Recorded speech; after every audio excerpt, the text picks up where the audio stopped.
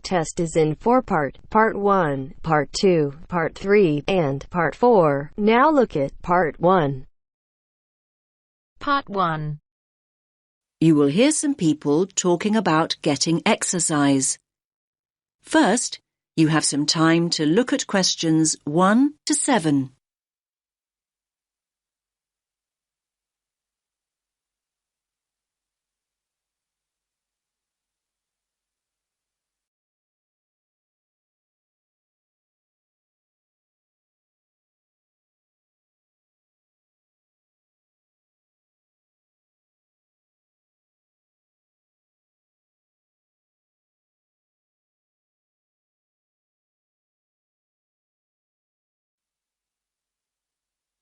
Listen carefully to the first part of the conversation and answer questions 1 and 2. Hey, Janos, have you seen this notice here? What's that? Join our mole walking program, Get Fit for free. Now, I like the sound of that.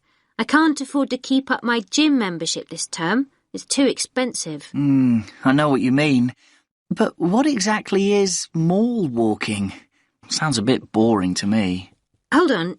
OK, it may sound boring, but it might be a great opportunity to take exercise. Think about it.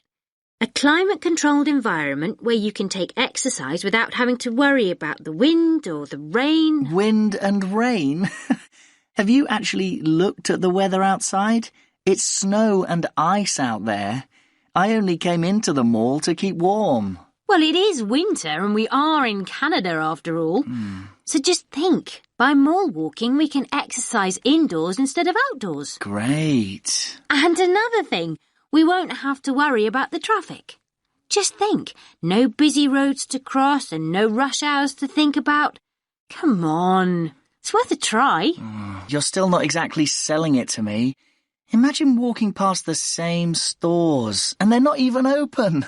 So what's the point of that? Oh, come on, Janos. Just think about it as an opportunity to window shop and keep an eye out for bargains. And what about all the amazing decorations and displays we can take a look at? I think it sounds like fun. Did you say fun?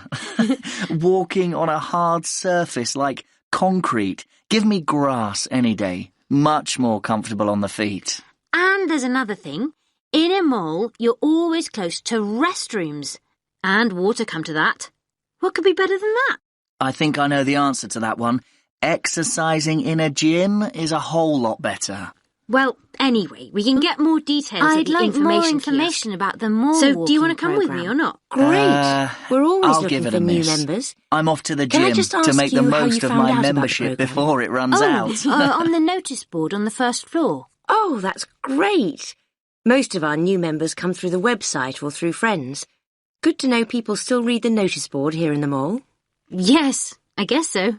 Now, let me give you some details. The programme runs weekdays, Monday through Friday. And it's an early start. Wait for it. Walkers meet at 7 a.m. 7 a.m? That is pretty early. But come to think of it, my lectures start at 9 most mornings, so I would be able to make it back to the campus in plenty of time. Great. Actually, most members go straight on to work or college after their walk, so you're not alone. Now, our members meet here on the ground floor. Here at the information kiosk?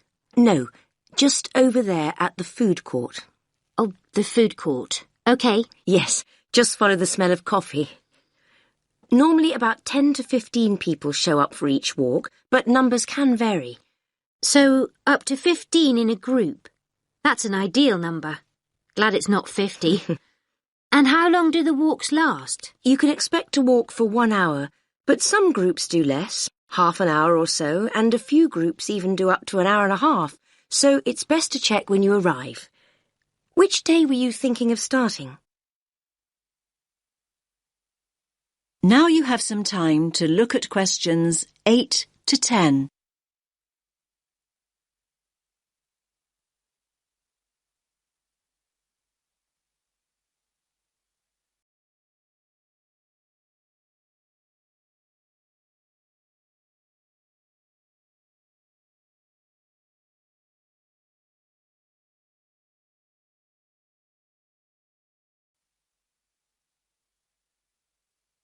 Now listen to the rest of the conversation and answer questions 8 to 10.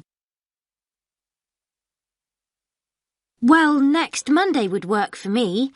Morning lectures have been cancelled, so I would have plenty of time. Monday the 4th of February? Yes, that's right. OK. So let's get your details. Can you give me your full name? Anya Karczewskaya. Can you spell your surname, please? Yes. Karczewskaya.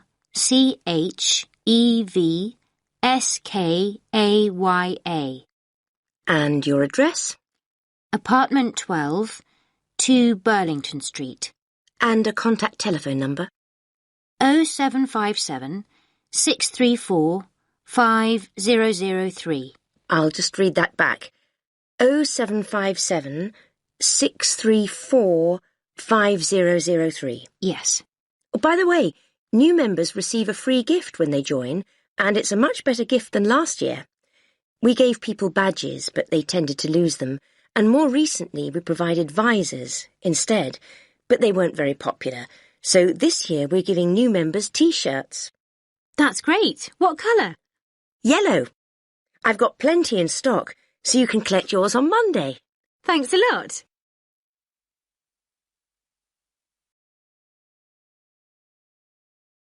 That is the end of part 1. You now have half a minute to check your answers.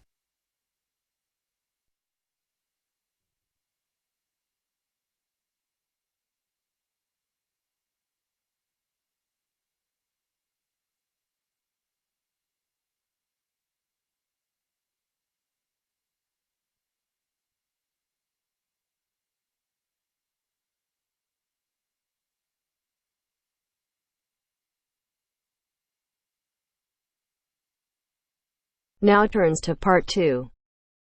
Part 2. You will hear a guide talking about a tourist program.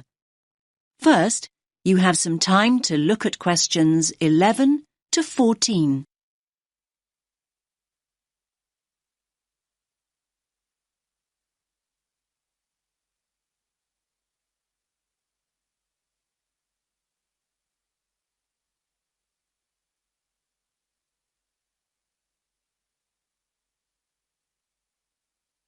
Listen carefully to the first part of the talk and answer questions 11 to 14. Welcome to all of you. Can everyone see me and hear me? Good. My name's Kathy, and I'm here to tell you about the special programme of events going on here at the Royal Observatory. Yes, it's Doors Open Day here in Edinburgh, and we're delighted that you have chosen to make this very special building part of your own Open Doors Day experience. Now, I'll make a start with giving you some background information about the Doors Open event. Doors Open takes place every year in September, and the observatory is one of the many buildings, 112 of them in fact, that open their doors to visitors for one weekend. And yes, there's absolutely no charge. It's all completely free. The observatory has been involved in this event for more than 20 years. And every year, we attract more and more visitors, like you, who want to find out more about great buildings in the city. And hopefully, you'll leave with a better understanding of the universe too. OK, now let's run through today's programme of events. There are many activities to choose from, so make sure you make the most of your visit. Now, there will be planetarium shows throughout the day. Now, these will run 4 times, both today and tomorrow, Sunday. These are popular, so please note that we're operating a booking system for these shows. Tickets for the 2 shows we're running this morning, the first showing at 10:30 and the second at 11:30, will be available on a first-come, first-served basis here at the information point. Tickets for the 2 afternoon shows at 2 p.m. and then at 3 p.m. will be released later on at midday. So booking is essential as spaces go very quickly. Now you have some time to look at questions 15 to 20.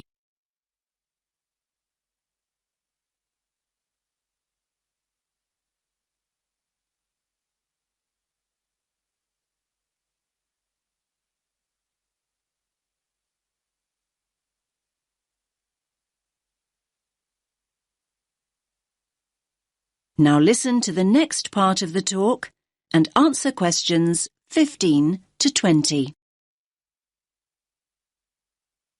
We also have some special tours of the observatory available. These include a tour of the telescope dome, and visitors will even have the opportunity to get onto the roof. I hope that those of you who are interested are wearing your most comfortable shoes and that you can keep up the pace. It will be worth the effort of climbing all these stairs. You'll have stunning views over the city when you reach the top.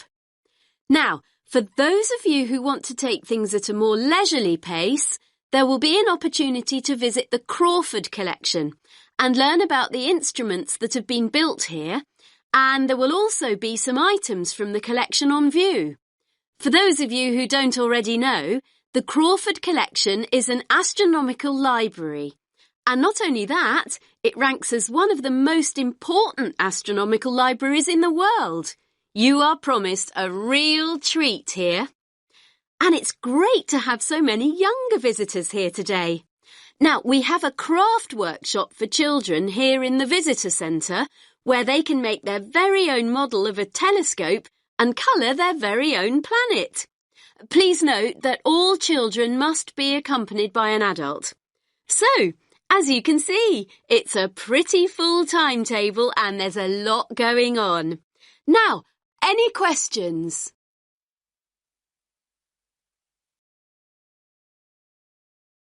That is the end of part 2. You now have half a minute to check your answers.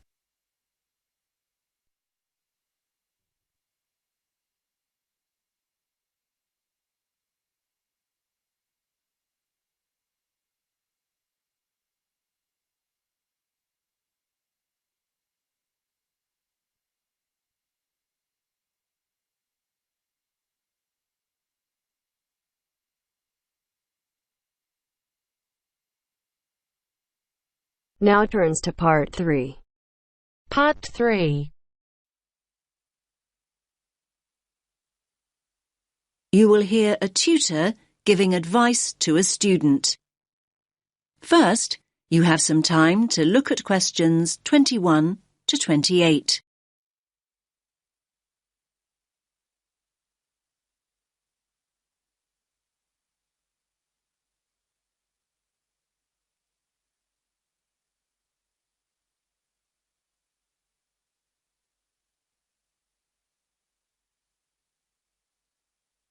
Listen carefully to the first part of the conversation and answer questions 21 to 28. Hi, Leo. What is it you wanted to ask me about? I'm worried about the exams. I don't mean if I pass them or not. I mean about revising. I don't think I know how to revise. I mean, every time I start looking back over my work, I just switch off. I can't concentrate. I don't think you're the first student that ever said that, Leo. Hmm. Are you revising at the right time? I mean, are you leaving it until too late at night when you've got no energy left? It's hard to achieve anything when you're exhausted. No, not really.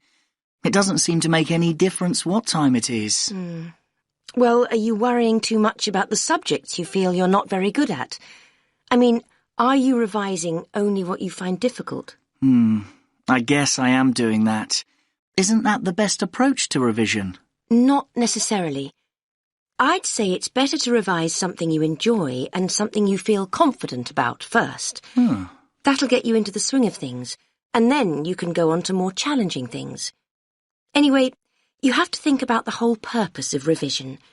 Is the objective to do as well as you possibly can in your strong subjects, or to bring your weaker subjects up to an acceptable level?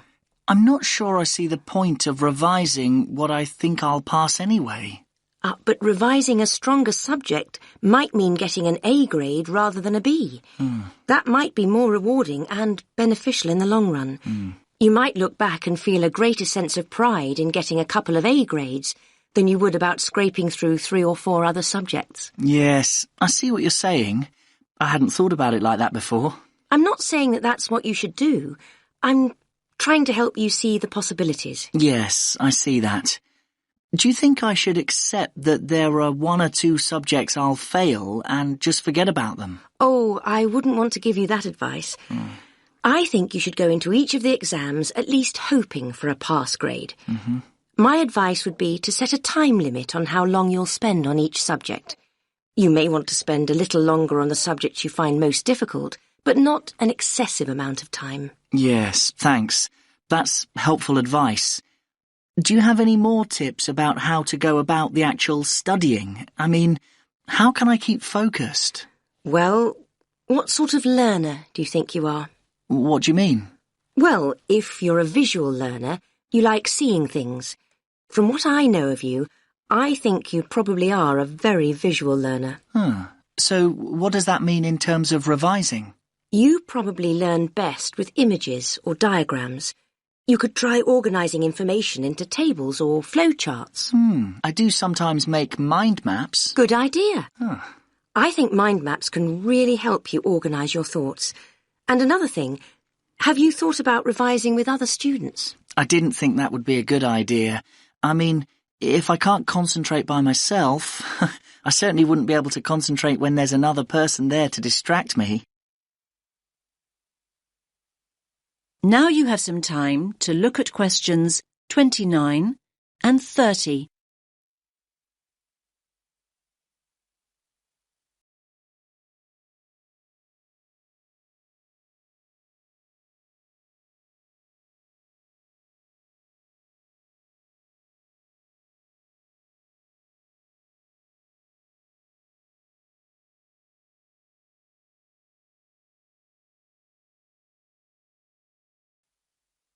Now listen to the rest of the conversation and answer questions 29 and 30.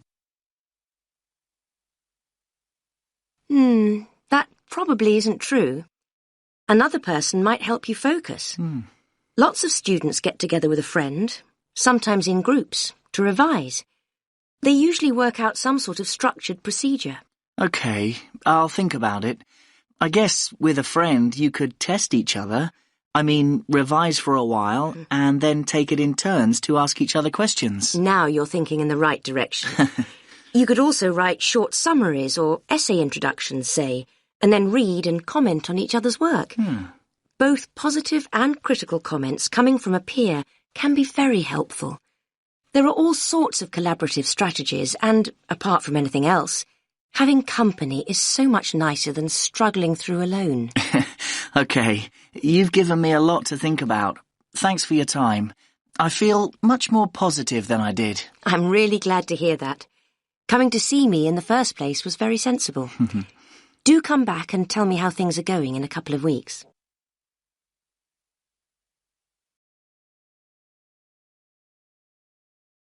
That is the end of part 3.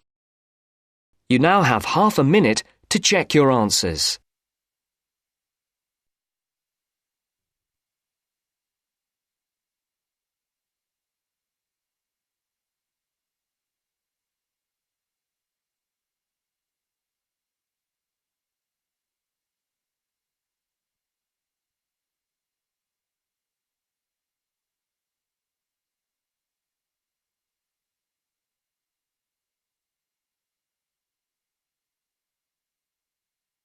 Now turns to part 4. Part 4. You will hear part of a lecture about animals. First, you have some time to look at questions 31 to 40.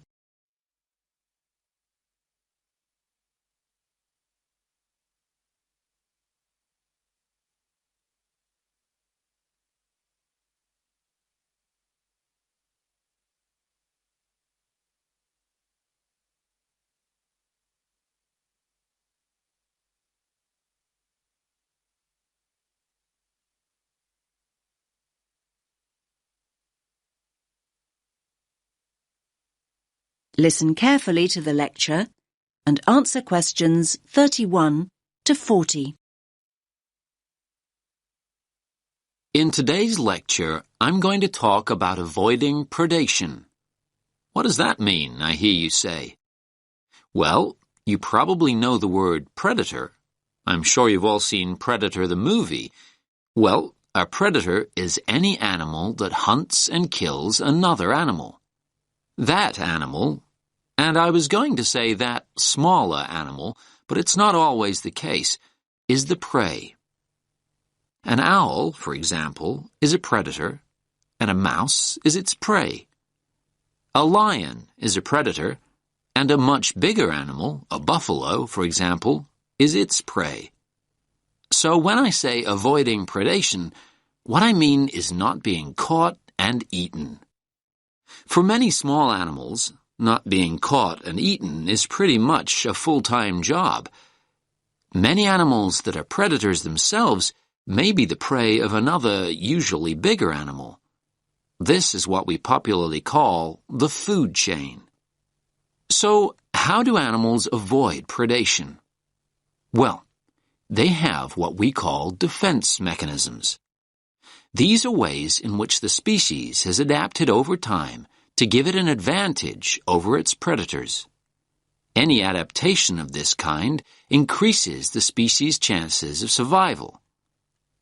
Over time, species that have not adapted, that is, developed some sort of defense mechanism, have met with extinction.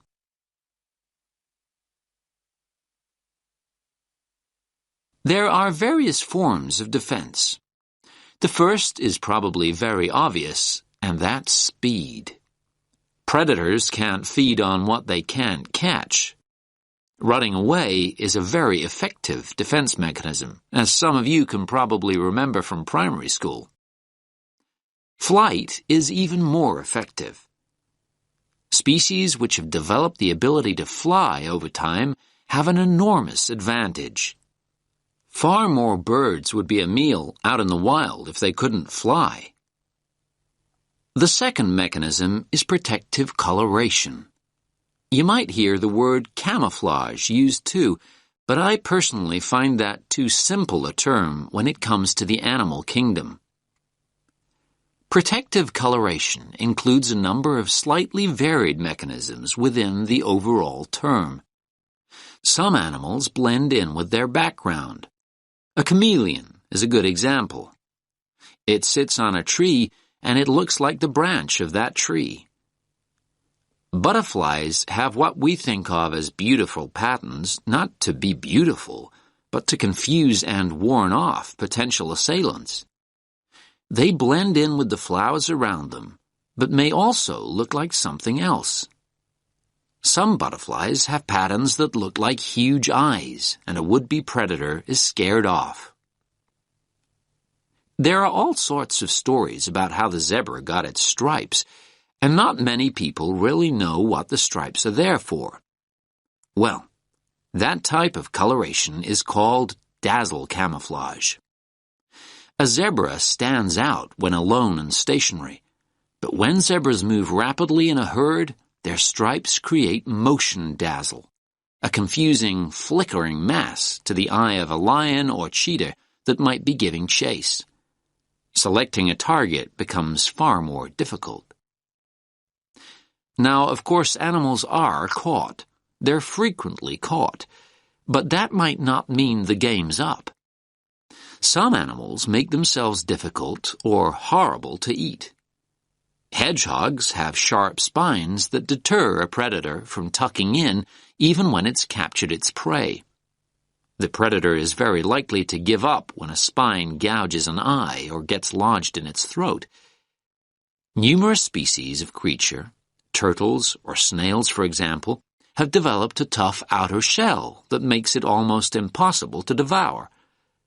One of my favorite creatures is the skunk, which emits a repulsive smell on being cornered, enough to send any attacker herring back into the undergrowth. In a similar way, some sea-dwelling mollusks can emit an ink cloud that fills the surrounding water, concealing it from a predatory fish that may be circling. There are frogs that go one step further. They're so poisonous that even if a predator does try and eat them, it'll probably keel over and drop dead first. Now, you'll probably be surprised, but I'm going to go on to talk about plants. Yes, many plants have defense mechanisms in exactly the same way as animals. You've probably all been stung by a nettle at some time. That is the end of part 4. You now have half a minute to check your answers.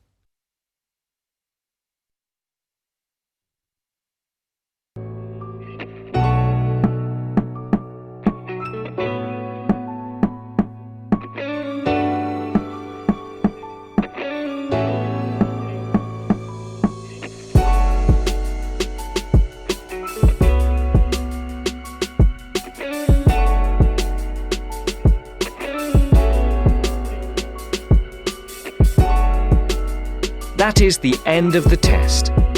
You now have 10 minutes to transfer your answers to your IELTS listening answer sheet.